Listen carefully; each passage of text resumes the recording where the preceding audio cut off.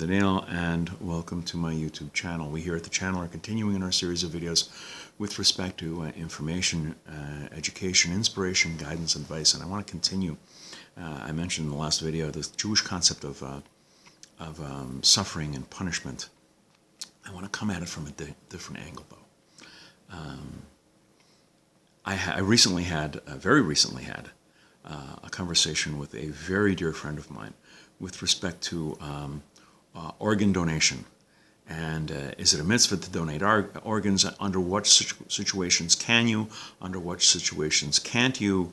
The whole issue about, doing an organ donation, filling that slip on your driver's license, and why that's really not a good idea in terms of halacha. And it reminded me this morning of a story involving Rav Yaakov Gavinsky. And he inspired his audience with the following remarkable and true story. A terminally ill patient lay in agony, being kept alive by a respirator. Those of you who've been following the news, especially with respect to the pandemic, realize that the respirator is this tube stuck down your throat. You're in a coma, and it keeps you breathing, it keeps you alive. Those who have been infected with the virus and go into the extreme stages, because it's a respiratory disorder, they have trouble breathing. This respirator has them breathe and has them alive. We're in a situation like this. This person is in agony, kept alive by a respirator. His doctor, hoping to spare him this agony, disconnected the life support system. He did this on his own. The man died very shortly after. Sometime later, a few days, a week or so later, the deceased man appeared to the benevolent doctor in a dream.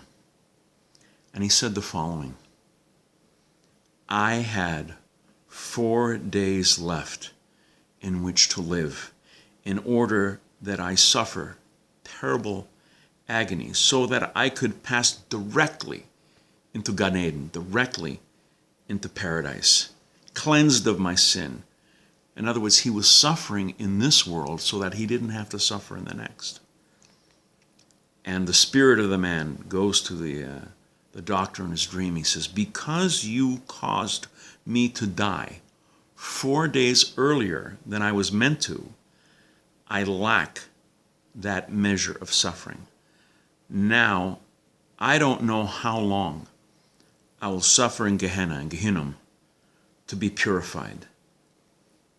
Suffering in the Olam Hazeh, in the physical world, expiates. It causes forgiveness much greater than suffering in Gehinnom, suffering in Gehenna, for lack of a better word, purgatory.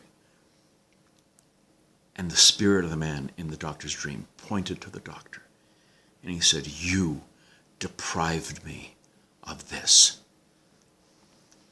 The doctor woke up from his dream in a cold sweat, totally shaken up. The doctor was changed.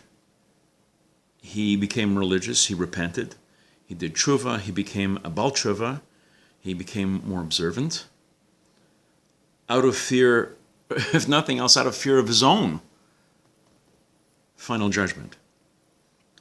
This story teaches us another aspect, a deeper, more hidden aspect of suffering, and the Jewish concept of suffering. Sometimes you suffer in this world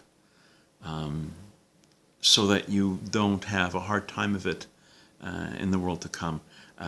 Sometimes suffering in Olam Hazeh, this world, spares you suffering in Olam Haba. I remember many years ago seeing a Vietnam vet, and on his t-shirt he says, when I die, I go straight to heaven because I've suffered hell on earth. This is kind of what we're talking about. And it's a lesser discussed aspect of suffering in this world.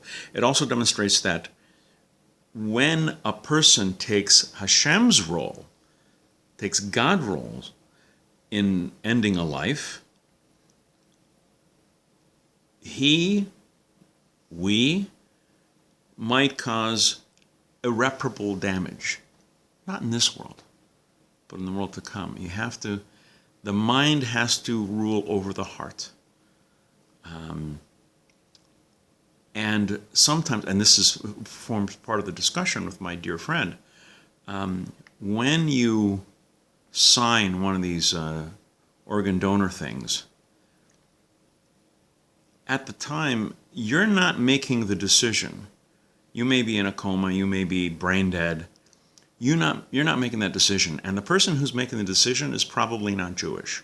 So you don't want to be in a situation where you're halakhically still alive, but, in other words, you're causing someone else makes a decision to cause an untimely death. Very complicated subject. I'm mentioning it because it reminded me of the story. It is very complicated, this issue. Not something to be taken lightly. I'm not going to get into it right now, but it is something that affected the Jewish concept of suffering and what happens to suffering, why we suffer, why we accept it, how we accept it. And we're going to be doing more videos along this line and others. Please come back, please watch, please learn. And until next time, I'm Daniel, and thank you too much.